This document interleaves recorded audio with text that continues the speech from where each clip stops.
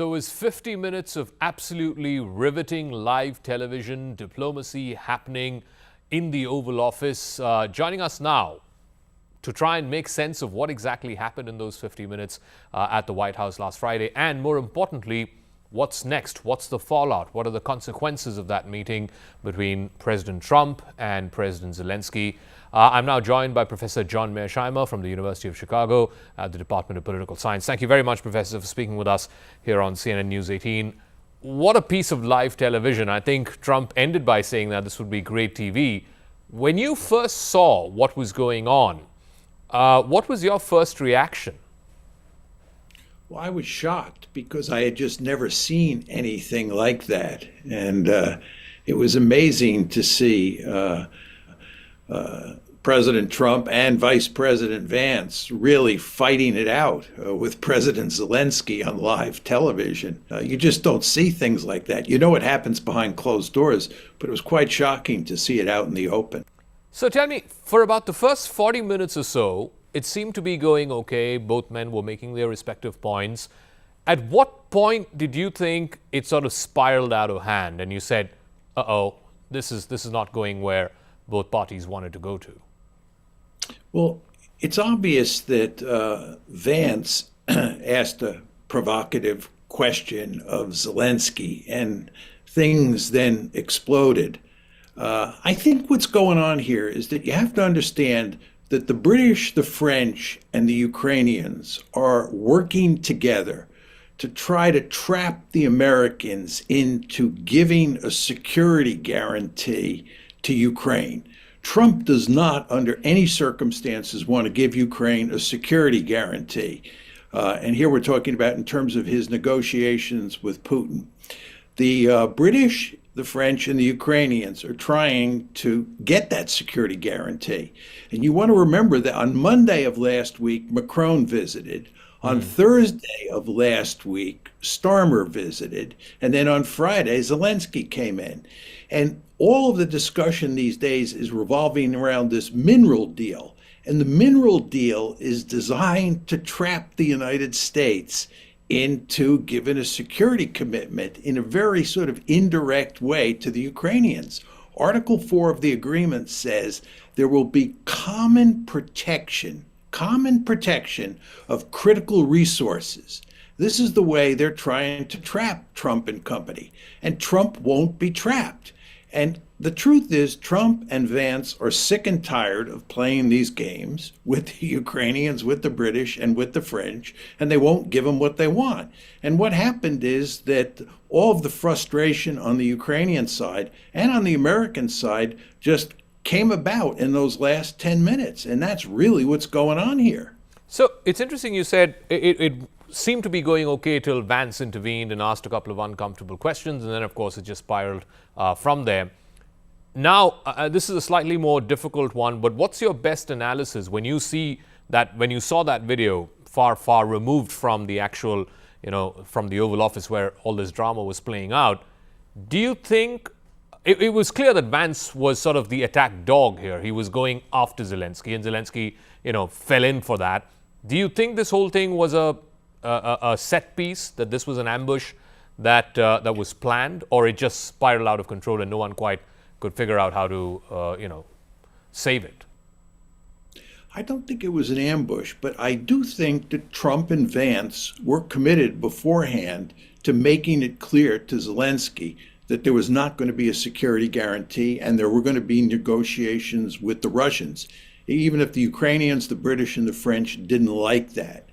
And if you think about the position that Zelensky is in, he's in desperate straits. He's led his country into a war that has resulted in a catastrophe. And he's trying to figure a way out. And he thinks that security guarantee from the United States is absolutely essential, and he can't get it. So the level of frustration here is just enormous. And on the American side, I think that Trump and Vance are sick and tired of being castigated by the British, the French, and the foreign policy establishment in the United States and the Ukrainians for talking to the Russians. So you had a recipe here for disaster. And it took a while to happen. It was only the last 10 minutes. The first 30 or so minutes were rather mild, certainly compared to what came after that. But it's not all that surprising if you think about it as to what happened on Friday. Is the situation now retrievable? Both Starmer and Macron speaking over the weekend at the big conference that happened in London. Certainly Starmer seems very confident that he can get Trump back around. He in fact even said that both Macron and himself will be visiting the White House soon, and it is his hope that this thing will ultimately have an American backstop. Do you think it's retrievable? No. I think it's not retrievable. I think Trump has made it clear that he's going to cut a deal with the Russians. And I think he's made it clear that he's not going to give a security guarantee to Ukraine. And that's not going to change regardless of what happened on Friday. And furthermore, if you look at the plan, the so-called peace plan that the British and the French came up with and they unveiled yesterday, it's not a serious proposal. You sort of wonder what planet these people are living on. It has a two-step set of propositions built into it. The first is that you're going to have a ceasefire for about a month. And then the British and the French and their coalition of the willing are going to put peacekeepers inside of Ukraine. The Russians have made it unequivocally clear there's going to be no ceasefire, number one. And number two, they've made it unequivocally clear they're not going to let British and French troops into Ukraine. They may come in, but the Russians will target them. So where did Starmer and Macron get off thinking that this peace plan stands any chance of working? And in addition, as I've said a number of times now, there's going to be no guarantee by the Americans because Trump and Vance understand that this plan that Macron and Starmer have come up with is unworkable. So what if the trade-off for the Americans is that you get whatever $500 billion worth of rare earth minerals from Ukraine? Well, that was the deal, right? But the question you have to ask yourself is, what's the quid pro quo? What does Ukraine get?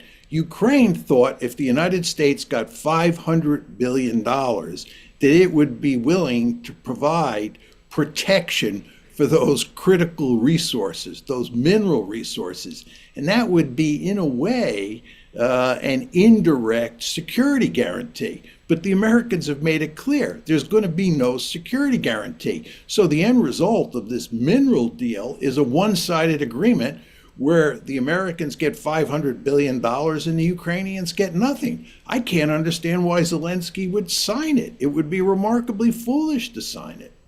So the other thing with the Europeans is that there's a lot of solidarity. Zelensky got almost like a hero's welcome in London. There were 18 European leaders. They've all sort of made verbal commitments that they're going to step up their defense spending, so on and so forth. Is it realistically possible, though, that now that the Trump administration has said that they have no interest in continuing to fund this war, that Europe can actually fill that void, that Europe can actually step up its defense spending so that Ukraine can continue fighting? I want to be clear here. I don't think there is all that much unity right now. I think the Italians have made it clear to the French that they cannot commit Italian forces to deploy in Ukraine. And the Italians and the Germans have shown hardly any enthusiasm for the British and French plan. This is really very much a British and French peace plan. So I don't think there's a lot of European unity. And as relations with the Americans continue to spiral out of control, I think you'll see the centrifugal forces that are sitting there below the surface in Europe begin to manifest themselves. And I think there's going to be big trouble ahead. I think the idea that a united Europe is going to come to the rescue of the Ukrainians now that the Americans are divorcing themselves from the Ukrainian situation is not going to happen.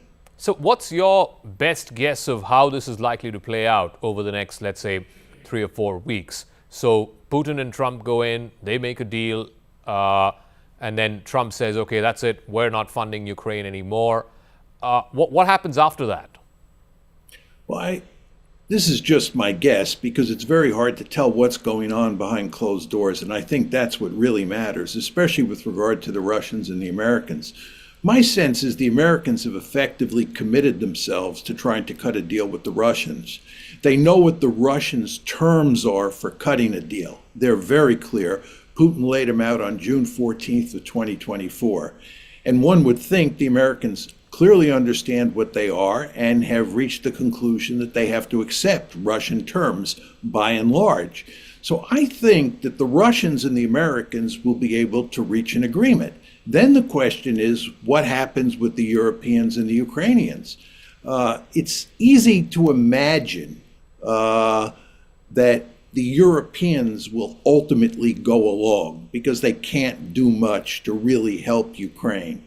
Whether the Americans can get the Ukrainians on board is another matter. So I think the Americans face a really difficult time, even if they can consummate a deal with Russia, getting the Ukrainians for sure, and maybe even the Europeans on board. So it's going to be tricky to get a meaningful peace settlement here. So the fighting continues? I mean, Ukraine continues to fight on till the last Ukrainian standing? That's the way they're talking. My sense is, look, if the Americans pull out their support for Ukraine, Ukraine is going to lose even more rapidly on the battlefield than it's now losing. And one would think at some point there'll be a ceasefire. There will not be a genuine peace agreement.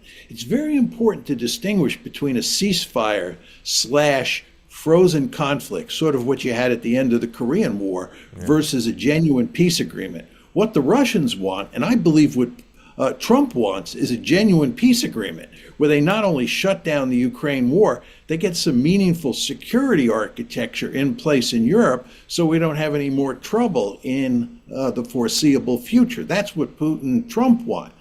But I don't think you're going to get that. I think the war will end, but again, I think you'll get a ceasefire, not a genuine peace agreement.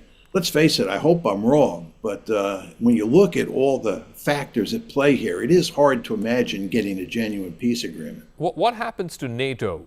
Do you think there's a fundamental rupture in the transatlantic alliance, or do you think that this episode can be put in the back burner and America and its European partners can continue to collaborate, provided, as Trump and Vance have been saying, that they raise their defense spending, which I think a lot of countries in Europe are now saying that they will?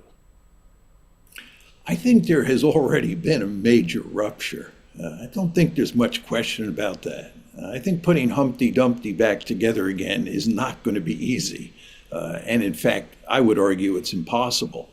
I think the interesting question is whether the United States pulls so many troops out of Europe that its commitment to NATO, its commitment to Europe just disappears. For all intents and purposes, I think that is possible. I think Trump is radical enough in his approach to Europe, and he has enough contempt for the Europeans that if things don't go his way and the Europeans resist him, he could just, in large part, walk away from Europe. And although NATO might remain formally intact, it'll be a hollow shell of its former self. So if I think there's about 100,000 U.S. troops in various countries across Europe, if it really came down to that, if push came to shove and as you said, Trump pulls out a large part of those troops out of Europe, Macron, for example, has been talking about raising a European army. Do you think that's just a lot of talk, and would it be possible for the Europeans to raise a collective continental army that protects Europe's interests? No, I don't think so. I think that the Europeans worked very well together with the United States in the context of NATO because the United States was the big dog. It was the most powerful state in Europe. Obviously, it's not a European country, but it was physically located in Europe with all those troops. And we basically ran the alliance. And we solved, in large part, not completely, but in large part, all the collective action problems that exist among the Europeans.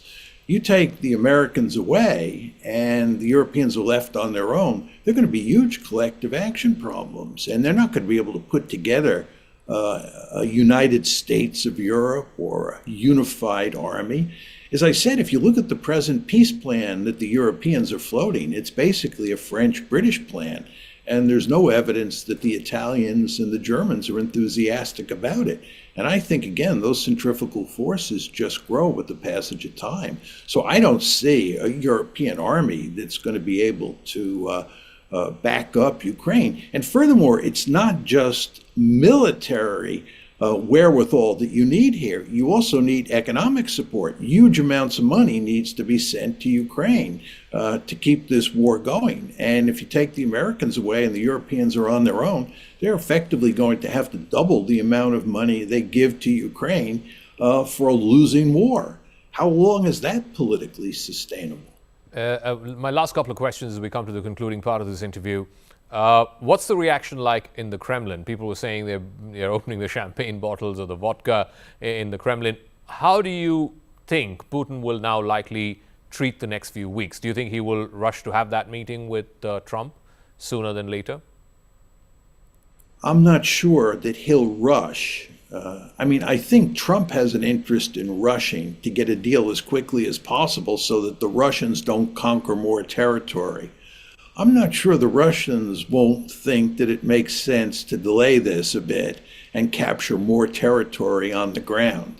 But I think that Putin has to be ecstatic about the fact that the Americans are clearly committed to improving relations with Russia.